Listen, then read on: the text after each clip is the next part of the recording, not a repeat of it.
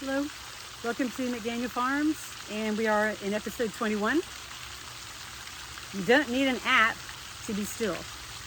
You guys seen those apps on television? I think one's called Calm or something.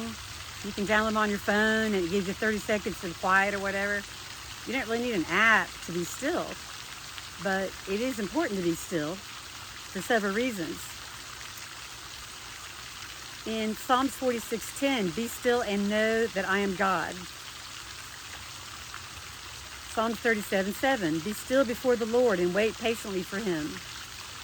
So we live in such a busy world that we just go all the time. And we don't ever take the time just to stop and just listen to the silence or listen to nature, which really doesn't give you a lot of time to think and to process things. The world's full of all kinds of distractions. A lot of those are deceptions from Satan. So I wanted to make a short little video today about that. And also when you're being still, that's a good time to pray, where it's real quiet, and to take the time to stop and listen to what God is telling you. And I did a previous video called God's Broadcasting System, which gives you different ways that God can speak to you. So you're not just going to be sitting there and all of a sudden somebody starts talking to you. So go back and watch that video about God's broadcasting system. So what you want to do is, another reason to be still is because there's a lot of anxiety in the world. And again, everything's such a rush all the time. Older people start to get it and they kind of start slowing down. Some older people don't get it and they haven't slowed down. And then other younger people, they understand it. They understand to have a balanced life and to take some time to be still and listen to God. So what are some of the different reasons why we want to be still? Exodus 14:14, the Lord will fight for you. You need only to be still. Psalms 37:7, I already said that one. Mark 4:39, and he woke and rebuked the wind and said to the sea, peace, be still. And there was a great calm. Lamentations 3:26, it is good to wait quietly for salvation from the Lord. This verse emphasizes the benefit of a quiet and expectant heart, trusting in God for deliverance. That's why I had that distraction there on our website. It's a distraction there to dare you to get rid of some of the distractions in your life so you can carve out some time for God. That time's a big thing. And that's also was on one of my previous videos. It's going to trip you up. You need to take some time to address your eternity. Where you're going to spend it.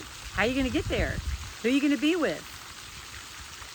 And then that'll stop and make you think, what is my purpose here in this world?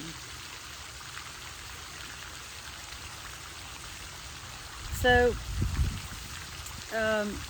another verse here. Again, in context of Psalms 46:10, the verse calls people to be still and stop their efforts to understand or control everything. Instead, trust in God's ultimate power and presence. So, being quiet, by quieting oneself and focusing on God, one can experience his peace, growth in faith, and find strength to handle challenges. There's so many benefits. I mean, the commercials got it right. You know, they're having people download apps and make money. Just imagine, you're paying money, because I know those apps eventually cost money. You're paying money for an app to remind you to be still. And so maybe you can figure another way to do that besides having to pay for an app. So, and also realize the benefits spiritually of being still. That's all I have today on that topic, but we're going to be talking about some similar things in the next few videos. So, but that's a decision you're going to have to make. Do you still want to be living a busy life where you're just nonstop? You fill every single minute of your day up, where you can't think about where your eternity is going to be? Or do you want to try to live a more balanced life and carve out some time to have some quiet time with the Lord? Have devotions every day, pray. Talk to Jesus like he's your friend. The Bible says Jesus is closer than a brother. You don't need a mediator. You don't need to go to some booth to talk to God. Just get in a quiet place and just talk to him. So just a couple reminders there. If you're the remnant, you already know these things, but if not, if you're new, I'm hoping you're gaining some insights from our videos. So we'll see you next time on 5 Minutes in the Fence Line. We've got some decisions to make. Jesus is coming soon. We can't ride the fence on these things anymore.